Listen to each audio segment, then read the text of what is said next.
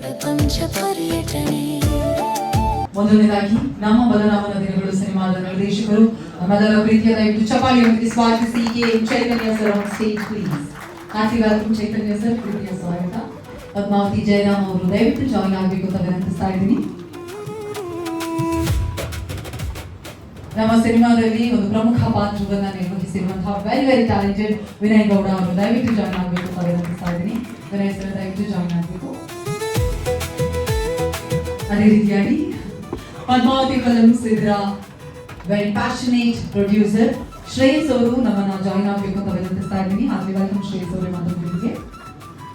ಅದೇ ರೀತಿಯಾಗಿ ನಮ್ಮ ಸಿನಿಮಾದ ನಾಯಕ ನಟ ಬಲರಾಮನ ದಿನಗಳು ಇದರ ಬಲರಾಮ ದಯವಿಟ್ಟು ಚಪಾಳಿಯೊಂದಿಗೆ ಸ್ವಾಗತಿಸಿ ವಿನೋದ್ ಪ್ರಭಾಕರ್ ಸರ್ ದಯವಿಟ್ಟು ವೇದಿಕೆಗೆ ಬರಬೇಕು ಅಂತ ಪ್ರೀತಿಯಿಂದ ವಿನಂತಿಸ್ತಾ ಇದ್ದಾರೆ.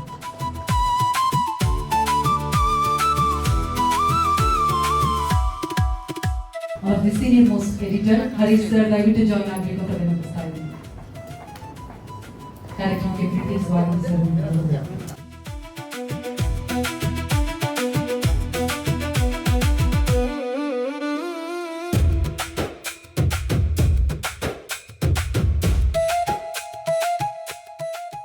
ಇದೀಗ ನೇರವಾಗಿ ನಿರ್ದೇಶಕರಿಂದ ಮಾತನ್ನು ಶುರು ಮಾಡ್ತಾ ಇದ್ದೀವಿ.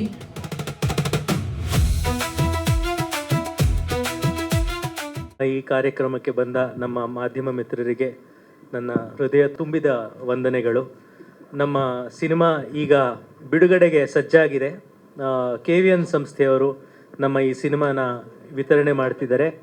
ಇದೇ ತಿಂಗಳ 26ನೇ ತಾರೀಕು ಜೂನ್ 26ಕ್ಕೆ ನಮ್ಮ ಬಲರಾಮನ ದಿನಗಳು ಸಿನಿಮಾ ತೆರೆ ಕಾಣಲಿದೆ. ಇವತ್ತು ನೀವು ನೋಡಿದ ಹಾಗೆ ಇದು ನಮ್ಮ 3ನೇ ಹಾಡಿನ ಬಿಡುಗಡೆ. ಇದಕ್ಕಿಂತ ಮುಂಚೆ ನಾವು ಟೀಸರ್ ಬಿಡುಗಡೆ ಮಾಡಿದ್ದೀವಿ. ಇನ್ನು ಬಿಡುಗಡೆಗಿಂತ ಮುಂಚೆ, ಸಿನಿಮಾ ಬಿಡುಗಡೆಗಿಂತ ಮುಂಚೆ ಇದರ ಇನ್ನೊಂದು ಹಾಡನ್ನು ನಾವು ರಿಲೀಸ್ ಮಾಡ್ತೀವಿ. ಅದಲ್ಲದೆ ನಮ್ಮ ಟ್ರೈಲರ್ನ ರಿಲೀಸ್ ಮಾಡ್ತೀವಿ. ಸಿನಿಮಾ ರಿಲೀಸ್ ಮಾಡಿದ ಮೇಲೂ ಕೂಡ ಎಷ್ಟೋ ಹಾಡುಗಳಿದೆ ಇನ್ನೂ ರಿಲೀಸ್ ಆಗುವಂಥದ್ದು. ಯಾಕೆಂದರೆ ನಾವು ಸಂತೋಷ್ ನಾರಾಯಣನ್ ಅವ್ರ ಹತ್ರ 5 ಹಾಡು ಮಾಡೋಕ್ಕೆ ಕೇಳಿದ್ದು. ಅವರು 8 ಹಾಡು ಮಾಡಿದ್ರು, ಕಡೆ 7 ಹಾಡಿಗೆ ಅದನ್ನು ತಂದಿದ್ದಾರೆ. ರೀರೆಕಾರ್ಡಿಂಗಲ್ಲಿ ಕೂಡ ಅವರು ಹಾಡುಗಳನ್ನ ಕಂಪೋಸ್ ಮಾಡಿದ್ದಾರೆ. ಅವರು ಹಾಡುಗಳನ್ನು ಎಷ್ಟು ಚಂದವಾಗಿ ಮಾಡಿದರೋ ಅಷ್ಟೇ ಅದ್ಭುತವಾಗಿ ಇದರ ಬ್ಯಾಕ್ಗ್ರೌಂಡ್ ಸ್ಕೋರ್ನ ಕೂಡ ಮಾಡಿದ್ದಾರೆ. ನಮ್ಮ ಈ ಸಿನಿಮಾ ಒಂದು ತಂಡದ ಪರಿಶ್ರಮ. ಮುಂಚೆನೇ ಹೇಳಿದಾಗೆ ಈ ಸಿನಿಮಾ ಆ ದಿನಗಳು ಥರ ಮಾಡಬೇಕು, ಇದನ್ನ ವಿನೋದ್ ಪ್ರಭಾಕರ್ ಅವ್ರಿಗಾಗಿ ಮಾಡಬೇಕು ಅಂತ ನನಗೆ ಮೊದಲು ಬಂದಿದ್ದು ಶ್ರೇಯಸ್ ಅವರು, ನಮ್ಮ ನಿರ್ಮಾಪಕರು. ಶ್ರೇಯಸ್ಸು ಮತ್ತು ಪದ್ಮಾವತಿ ಮೇಡಮ್ ಇಬ್ಬರು ಇದನ್ನು ಬಹಳ ಅದ್ಧೂರಿಯಾಗಿ ಮಾಡಬೇಕು, ಒಂದು ದೊಡ್ಡ ಕನ್ನಡ ಆಡಿಯನ್ಸ್ ನೆನೆಸ್ಕೊಳ್ಳೋಂಥ ಒಂದು ಸಿನಿಮಾನ ಮಾಡಬೇಕು ಅಂತ ಬಂದರು. ಆದ್ದರಿಂದ ಅವರು ಆಶೀಶ್ ವಿದ್ಯಾರ್ಥಿ, ಅತುಲ್ ಕುಲಕರ್ಣಿ ಅಂತ ದೊಡ್ಡ ಆ್ಯಕ್ಟರ್ಸ್ನ ಕರ್ಕೊಂಬಂದರು, ಸಂತೋಷ್ ನಾರಾಯಣನ್ ಅಂತ ದೊಡ್ಡ ಮ್ಯೂಸಿಕ್ ಡೈರೆಕ್ಟರ್ನ ಕರ್ಕೊಂಬಂದರು. ಬಹಳ ಪ್ರೊಡಕ್ಷನ್ ವ್ಯಾಲ್ಯೂಸ್ಲಿ ಬಹಳ ಮಹತ್ವಾಕಾಂಕ್ಷೆ ಇರುವಂಥ ಸಿನಿಮಾ ಇದು. ಈ ಸಿನಿಮಾದಲ್ಲಿ ನನಗೆ ಜೊತೆಗೆ ವರ್ಕ್ ಮಾಡೋಕ್ಕೆ ವಿನೋದ್ ಪ್ರಭಾಕರ್ ಅವ್ರ ಜೊತೆ ಕೆಲಸ ಮಾಡುವಂಥ ಅವಕಾಶ ಸಿಕ್ಕಿದ್ದು ನನ್ನ ಸೌಭಾಗ್ಯ. He is one of the best actors I work with. Power house of a talent. ಅವ್ರಿಗೆ ಎಷ್ಟು ವರ್ಸಟೈಲ್ ಅಂದರೆ ಇಂಥ ಪಾತ್ರ ಮಾಡೋಕ್ಕಾಗಲ್ಲ ಅಂತ ಹೇಳೋಕ್ಕಾಗಲ್ಲ. ಅವ್ರು ಎಲ್ಲ ಥರದ ಪಾತ್ರನೂ ನಿಭಾಯಿಸಬಲ್ಲ ಅಂತ ಅದ್ಭುತವಾದ ನಟ. ಇವ್ರ ಬಗ್ಗೆ ಅನೇಕ ಇಂಟರ್ವ್ಯೂಗಳಲ್ಲಿ ಹೇಳಿದ್ದೀನಿ, ಆದರೆ ಅದರಿಂದ ಇನ್ನೂ ಹೆಚ್ಚು ಹೇಳೋಕ್ಕೆ ಹೋಗೋದಿಲ್ಲ. ನನಗೆ ಆ ದಿನಗಳಲ್ಲಿ ನನ್ನ ಜೊತೆ ಇದ್ದಂಥ ವೇಣು ಅವರು ಮತ್ತು ಹರಿ ಇಬ್ಬರು ಈ ಸಿನಿಮಾದಲ್ಲಿ ಕೂಡ ಇದ್ದಾರೆ. ವೇಣು ಸರ್ ಅವರ ಛಾಯಾಗ್ರಹಣ ಮಾಂತ್ರಿಕತೆ ಇಡೀ ಕರ್ನಾಟಕ ನೋಡಿದೆ. ಈ ಸಿನಿಮಾದಲ್ಲಿ ಅದಿನ್ನೂ ಹೆಚ್ಚು ಅದರ ಮೆರುಗನ್ನು ನೀವು ಅನುಭವಿಸ್ಬೋದು. ಹರಿ ನನಗೆ ಹಿ ಹಸ್ ಬೀನ್ ಮೈ ಸ್ಟ್ರೆಂತ್. ನನ್ನ ನರೇಷನ್ಗೆ ಯಾವಾಗಲೂ ಬಹಳ ಒಂದು ರೀತಿಯ ತೀಕ್ಷ್ಣತೆ, ಒಂದು ರೀತಿಯ ಶಾರ್ಪ್ನೆಸ್ ತರೋದು ಹರಿ. ಆ್ಯಂಡ್ ನನ್ನ ಆ ದಿನಗಳು ಸಿನಿಮಾಗಿಂದ ಇವಾಗಿನ ತನಕ ನನ್ನ ಜೊತೆ ಟ್ರಾವೆಲ್ ಆಗ್ತಾ ಬಂದಿದ್ದಾರೆ.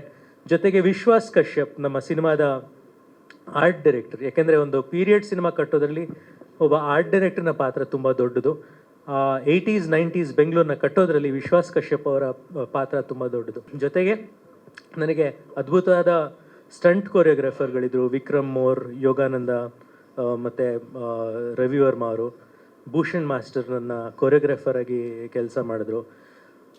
ಒಂದು ಇಡೀ ಬಹಳ ಪ್ರತಿಭಾವಂತ ನಟರ ದಂಡೇ ಇತ್ತು ಈ ಸಿನಿಮಾದಲ್ಲಿ. ಪ್ರಿಯಾ ಆನಂದ್ ಅವರು ಇದರ heroine. Great woman, great actress. ಅವ್ರ ಜೊತೆ ವರ್ಕ್ ಮಾಡೋದು ಐ ವಾಸ್ ವೆರಿ ಹ್ಯಾಪಿ. ಜೊತೆಗೆ ನನ್ನ ಸ್ನೇಹಿತರು ಅತುಲ್ ಕುಲಕರ್ಣಿ, ಆಶೀಶ್ ವಿದ್ಯಾರ್ಥಿ, ಆದಿನಗಳಿದ್ದವರು ಮತ್ತೆ ಈ ಸಿನಿಮಾದಲ್ಲಿ ಕಾಣಿಸ್ಕೊಂಡಿದ್ದಾರೆ. ಬಚ್ಚನ್ ಪಾತ್ರ ಮಾಡಿದ ದೀಪಕ್ ಆರ್ಯ ಅವರು ಕೂಡ ಈ ಸಿನಿಮಾದಲ್ಲಿ ಸಲೀಮ್ ಅನ್ನೋ ಪಾತ್ರವನ್ನು ಮಾಡಿದ್ದಾರೆ. Vinay Gowda is a find of this film. ಅವ್ರು ಇಷ್ಟು ದಿವಸ ನೀವು ಬಹಳ ಸ್ಟೈಲಿಶ್, ಬಹಳ ಸಫಿಸ್ಟಿಕೇಟೆಡ್ ಪಾತ್ರಗಳಲ್ಲಿ ನೋಡಿದ್ದೀರಾ. ಇಲ್ಲಿ ಕಚಡ ನನ್ನ ಮಗ ಅನ್ನೋ ಥರದ್ದು ಒಂದು ಪಾತ್ರದಲ್ಲಿ ಕಾಣಿಸ್ಕೊಂಡಿದ್ದಾರೆ. ಅದನ್ನ ಅಷ್ಟು ಚೆನ್ನಾಗಿ ನಿಭಾಯಿಸಿದ್ದಾರೆ ಅವರು. ಅವ್ರು ಹೇಳಿದ್ದಾರೆ ಒಂದು ಇಂಟರ್ವ್ಯೂಲಿ, ಯಾರು ಈ ಸಿನಿಮಾ ನೋಡಿದ್ಮೇಲೆ ಏನು ನೆನ್ಪಿಸ್ಕೋಬೇಕು ಅಂದರೆ ಎಂಥ ಕಚಡ ನನ್ನ ಮಗ ಇವನು ಅಂತ ಅನ್ಬೇಕು ಅಂತ ಅವರೇ ಹೇಳಿರೋದ್ರಿಂದ ನಾನು ಸಲಿಗೆಯನ್ನು ತಗೊಂಡಿದ್ದೀನಿ. ರಮೇಶ್ ಇಂದ್ರ ಅವರು ಸ್ವತಃ ಅವರೇ ಒಬ್ಬರು ನಿರ್ದೇಶಕರು. ಈ ಸಿನಿಮಾದಲ್ಲಿ ತುಂಬ ಸ್ಟೈಲಿಶ್ ಆಗಿ ತುಂಬ ಚೆನ್ನಾಗಿ ಆ್ಯಕ್ಟ್ ಮಾಡಿದ್ದಾರೆ. ಅನಿಲ್ ಸಿದ್ದು, ಅರುಣ್, ಅಭಯ್ ಪುನೀತ್, ಆದಿತ್ಯ ಆಶ್ರೇ, ತೇಜಸ್ ಜಯರಾಮ್, ಗಡ್ಡಿ ವಿಶ್ವ ಅವರಿದ್ದಾರೆ ಇಲ್ಲಿ, ಪ್ರತಾಪ್ ನಾರಾಯಣ್, ಅಶ್ವಿನ್, ತೇಜಸ್ ಜಯರಾಮ್, ಆಮೇಲೆ ನಮ್ಮ ಚಿನ್ಮಯ್, ಇಡೀ ಒಂದು ಗ್ಯಾಂಗ್ ಇದೆ, ಸಿಂಗ್ಲಿ ಗ್ಯಾಂಗ್ ಅಂತ. ಅವರೆಲ್ಲರೂ ಒಂದಷ್ಟು ಜನ ಬಂದಿದ್ದಾರೆ ಇಲ್ಲಿ. ನಾನು ಕೆಲವು ಆ್ಯಕ್ಟರ್ಗಳ ಹೆಸರನ್ನ ಮರ್ತೋದ್ರೆ ದಯವಿಟ್ಟು ಕ್ಷಮಿಸಿ, ಯಾಕೆಂದರೆ ಇದೊಂದು ತುಂಬ ದೊಡ್ಡ ಕಾಸ್ಟ್. ನನಗೆ ಈ ಮದುವೆನಲ್ಲಿ ಕೆಲಸತಿ ಯಾರೋ ಒಬ್ಬರು ಹೆಸರು ಮರ್ತೋಗ್ಬಿಡ್ತೀವಲ್ಲ ಕರೆಯುವಾಗ ಇನ್ವೈಟ್ ಮಾಡುವಾಗ, ಆ ಥರ ಇದು. ಆ ರೀತಿ ಒಂದು ಸಂಭ್ರಮದಲ್ಲಿ ಇದ್ದೀವಿ ನಾವು 26ನೇ ತಾರೀಕು ಬಿಡುಗಡೆಗೆ. ಸೊ ಇಷ್ಟು ಮಾತನ್ನು ಹೇಳಿ ನಿಮ್ಮೆಲ್ಲರ ಆಶೀರ್ವಾದ ನಮ್ಮ ತಂಡದ ಮೇಲೆ ಇರಲಿ. ನಮ್ಮ ಸಿನಿಮಾನ ನಾವು ಅಚ್ಚುಕಟ್ಟಾಗಿ ಮಾಡಿದೀವಿ ಅಂತ ನಮಗೆ ನಂಬಿಕೆ ಇದೆ. ಆದರೆ ಪ್ರೇಕ್ಷಕರು ಬಹಳ ಕಷ್ಟಪಟ್ಟರು ಥಿಯೇಟ್ರಿಗೆ ಬರ್ತಿಲ್ಲ. ಆಮೇಲೆ ಈ ಸಿನಿಮಾನ ನೀವು ದೊಡ್ಡ ಸ್ಕ್ರೀನಲ್ಲೇ ನೋಡಬೇಕು. ಇದನ್ನ ನೀವು OTT ಬರಲಿ ಆಮೇಲೆ ನೋಡೋಣ ಅನ್ನೋ ಥರ ಸಿನಿಮಾ ಅಲ್ಲ ಇದು. It is made for the big screen. ಅದರಿಂದ ನಿಮ್ಮ ಸಹಾಯ ಬಹಳ ಮುಖ್ಯ ನಮಗೆ ಈಗ ಮಾಧ್ಯಮ ಮಿತ್ರರು. ನನಗೆ ಈ ಭೂಗತ ಜಗತ್ತೇನಿದೆ, ಬೆಂಗಳೂರು ಭೂಗತ ಜಗತ್ತಿನ ಪರಿಚಯ ಆಗಿದ್ದು ನನಗೆ ಅಗ್ನಿಶ್ರೀಧರ್ ಅವ್ರ ಮೂಲಕ. ಯಾಕೆಂದ್ರೆ ನಾನು ಅಕಾಡೆಮಿಕ್ ಬ್ಯಾಕ್ಗ್ರೌಂಡಿಂದ ಬಂದಂಥವನು. ನಮ್ಮ ತಂದೆ ತಾತ ಎಲ್ಲ ಪ್ರೊಫೆಸರ್ಸು. ನನಗೂ ಭೂಗತ ಜಗತ್ತಿಗೂ ಯಾವುದೇ ರೀತಿಯ ಸಂಬಂಧ ಇರಲಿಲ್ಲ. ಅದರಿಂದ ನನಗೆ ಆ ಲೋಕದ ಪರಿಚಯ ಆಗಿದ್ದು ಅಗ್ನಿಶ್ರೀಧರ್ ಅವ್ರ ಮೂಲಕ. ಆಗ ನಾನು ಎಷ್ಟೋ ಜನ ಅಂಡರ್ವರ್ಲ್ಡ್ ಅವ್ರನ್ನ ಅವ್ರು ಪರಿಚಯ ಮಾಡಿಕೊಟ್ರು. ಅವ್ರು ಹೇಗೆ ಬಿಹೇವ್ ಮಾಡ್ತಾರೆ, ಅದು ಹೇಗೆ ನಡೆಯುತ್ತೆ, ಅಲ್ಲಿ ವ್ಯವಹಾರ ಹೇಗೆ ನಡೆಯುತ್ತೆ ಎಲ್ಲ ಪರಿಚಯ ಮಾಡಿಕೊಟ್ಟಿದ್ದು ಅಗ್ನಿಶ್ರೀಧರ್ ಅವರು. 19 ವರ್ಷ ಆಗಿದೆ ಆ ದಿನಗಳು ಬಂದು. 19 ವರ್ಷದ ನಂತರ ಈ ಸಿನಿಮಾ ಮಾಡಬೇಕಾದ್ರೆ ನಾನು ಭೂಗತ ಜಗತ್ತಿನ ಬಗ್ಗೆ ಇರುವಂಥ ಅನೇಕ ಪುಸ್ತಕಗಳನ್ನು ಓದಿದೆ. ಶ್ರೀಧರ್ ಸರ್ ಬರೆದಿರುವಂಥದ್ದು, ರವಿ ಬೆಳಗೆರೆ ಅವ್ರು ಬರೆದಿರುವಂಥದ್ದು, BK ಶಿವರಾಮ್ ಅವ್ರು ಬರೆದಿರುವಂಥದ್ದು, ಹುಸೇನ್ ಝೈದಿ ಅಂತ ಒಬ್ಬರು ರೈಟರ್ ಇದ್ದಾರೆ. ಅವರು ಡೋಂಗ್ರಿ ಟು ದುಬೈ ಅಂತ ಒಂದು ಪುಸ್ತಕವನ್ನು ಬರೆದಿದ್ದಾರೆ. ಮಾಫಿಯಾ ಕ್ವೀನ್ಸ್ ಆಫ್ ಮುಂಬೈ ಅಂತ ಒಂದು ಪುಸ್ತಕ ಬರೆದಿದ್ದಾರೆ. ಈ ರೀತಿ ಅನೇಕ ಪುಸ್ತಕಗಳನ್ನು ಓದಿದೆ, ಅಂಡರ್ವರ್ಲ್ಡ್ ಬಗ್ಗೆ ರಿಸರ್ಚ್ ಮಾಡಿದೆ. ಆಮೇಲೆ ಅನೇಕ ಪೊಲೀಸ್ ಆಫೀಸರ್ಗಳನ್ನ ಮೀಟ್ ಮಾಡಿದೆ. ಆಮೇಲೆ ಡೇನಿಯಲ್ ಜಾರ್ಜ್ ಅಂತ ಒಬ್ಬರು ತುಂಬ ದೊಡ್ಡ ಕ್ರೈಮ್ ರಿಪೋರ್ಟರ್ ಇದ್ದಾರೆ, ಹಿಂದಿನವರು, 80s 90s ತುಂಬ ಆ್ಯಕ್ಟಿವ್ ಆಗಿದ್ದಂಥವ್ರು. ಅವರು ನನಗೆ ಈ ಸಿನಿಮಾದಲ್ಲಿ ರಿಸೋರ್ಸ್ ಪರ್ಸನ್ ಆಗಿ ಇದ್ದರು. ಸೊ ಅವರೆಲ್ಲರ ಮೂಲಕ ನಾನು ಕಲೆ ಹಾಕಿದ್ದನ್ನು ಮತ್ತೆ ಒಂದು ಕಾಲ್ಪನಿಕ ಕಥೆಯಾಗಿ ಹೆಣೆದಿರುವಂಥದ್ದು ಇದು. ಆ ದಿನಗಳು ಒಂದು ಆಥೆಂಟಿಕ್ 100% ಸತ್ಯ ಕಥೆ ಆಗಿತ್ತು. ಆದರೆ ಇದು 100% ಸತ್ಯಕಥೆ ಅಂತ ಹೇಳೋದಿಲ್ಲ. ಸ್ಫೂರ್ತಿ ಇದೆ, ಭೂಗತ ಜಗತ್ತಿನ ಅನೇಕ ವ್ಯಕ್ತಿಗಳ ಘಟನೆಗಳ ಸ್ಫೂರ್ತಿ ಈ ಸಿನಿಮಾಗಿದೆ.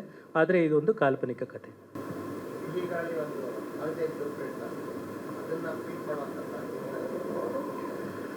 ಅದು ಜನರಿಗೆ ಬಿಟ್ಟಿದ್ದು. ಅದು ಇಳೆಯರಾಜ ಸರ್, ಇದು ಸಂತೋಷ್ ನಾರಾಯಣನವರು.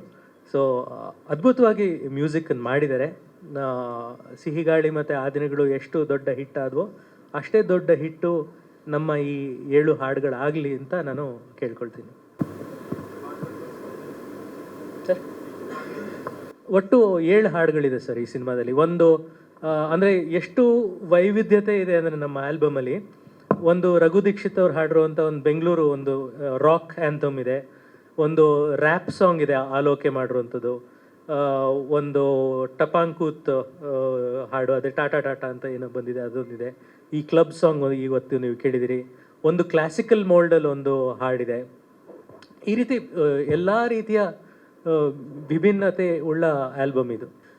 ಏಕೆಂದರೆ ನಿಮ್ಮ ಮೂಲಕ ನಾವು ಜನರಿಗೆ ತಲುಪೋಕೆ ಸಾಧ್ಯ. ಜನರನ್ನ ಹೇಗಾರು ಅವ್ರನ್ನ ನಾವು ರೀಚ್ ಮಾಡಬೇಕಾಗಿದೆ. ಅವರು ಒಂದ್ಸತಿ ಈ ಸಿನಿಮಾ ನೋಡಿದ್ರೆ ಅವರೇ ಆಗಿ ಬೇರೆ ಜನಕ್ಕೆ ಹೋಗಿ ಈ ಸಿನಿಮಾ ನೋಡಿ ಅಂತ ಹೇಳ್ತಾರೆ ಅಂತ ನಂಬಿಕೆ ನನಗಿದೆ. ಆದರೆ ಮೊದಲು ಅವರು ಬರೋದಕ್ಕೆ ನಮ್ಮ ಶ್ರಮ ನಾವು ಹಾಕ್ತಾ ಇದ್ದೀವಿ. ಅದಕ್ಕೆ ನಿಮ್ಮ ಸಹಾಯ ನಮಗೆ ತುಂಬ ಮುಖ್ಯ. ಇಷ್ಟನ್ನು ಹೇಳಿ ನನ್ನ ಮಾತನ್ನು ಮುಗಿಸ್ತೀನಿ. ನಮಸ್ಕಾರ.